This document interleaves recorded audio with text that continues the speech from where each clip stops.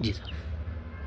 हिमाचल प्रदेश में 3 विधानसभा क्षेत्र के उपचुनाव जो हाल ही में हो रहे हैं, हम देख रहे हैं कि सरकार पूरे दबाव और धमकियों के माध्यम से इन चुनावों को जीतना चाह रही है। और हम इस बात को लेकर के हैरान है कि भारतीय जनता पार्टी के समर्थकों को, हमारे नेताओं को प्रताड़ित किया जा रहा है, उनकी गाड़ियां थाने में जमा की जा रही हैं और यहां तक के विधायक रहे होशियार सिंह के साथ जो हुआ है, पिछले 3 दिन से 4 दिन से कोई गाड़ी लगातार उनका पीछा कर रही है। सिविल ड्रेस में कुछ लोग उसमें बैठे हैं, कौन है ये जानकारी अभी तक नहीं मिल पाई है। और बताया जा रहा है कि वो सीआईडी के जो है वो पुलिस के कर्मचारी हैं, वो हर बात को लेकर के सुबह से शाम तक और उनके घर से उनका पीछा करते रात तक जो है वो पीछा करते हुए चलते हैं।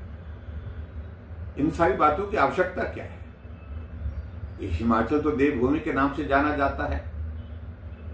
यहाँ कानून व्यवस्था की दृष्टि से इस प्रकार के चुनाव के दौरान कभी भी ऐसे हालात पैदा नहीं हुए जो हालात वर्तमान में पैदा किए गए हैं। और सबसे बड़ी बात यह है कि हिमाचल प्रदेश में जो लोकसभा के चुनाव के परिणाम आए, उन परिणामों ने कांग्रेस पार्टी के नेतृत्व को, हिमाचल सरकार को झकझोर करके रख दिया है।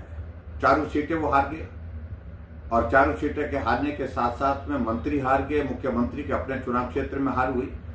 और इसके परिणाम स्वरूप उनको लग रहा है कि कहीं ये चुनाव भी हम हार न जाएं, जो 3 विधानसभा क्षेत्र के जो उपचुनाव हो रहे हैं।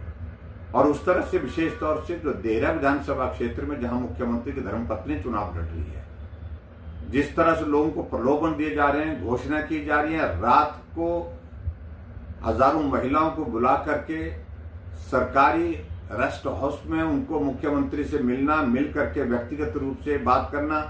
और हमें समझ में नहीं आ रही है कि क्या प्रलोभन दिए जा रहे हैं, क्या चीजें उनको दी जा रही हैं, ये चर्चा का विषय बना हुआ है। और लालच और प्रलोभन से चुनाव को जीतने की कोशिश हो रही है, चुनाव को प्रभावित करने की कोशिश हो रही है। और मैं इस बात के लिए चुनाव आयोग से आग्रह करूंगा कि आप आंखें मूंद करके क्यों बैठे हैं? कम से कम जो गलत हो रहा है, जिस तरह से सरकार चुनाव को प्रभावित करने की कोशिश कर रही है, उसमें तुरंत चुनाव आयोग को दखल देना चाहिए और जो गलत कर रहे हैं उनके खिलाफ कार्रवाई करनी चाहिए। चुनाव निष्पक्ष होना चाहिए। और मैं इस बात को कह सकता हूं, अगर निष्पक्ष चुनाव हिमाचल प्रदेश में हुआ, 3 सीटों पर भारतीय जनता पार्टी की जीत हो।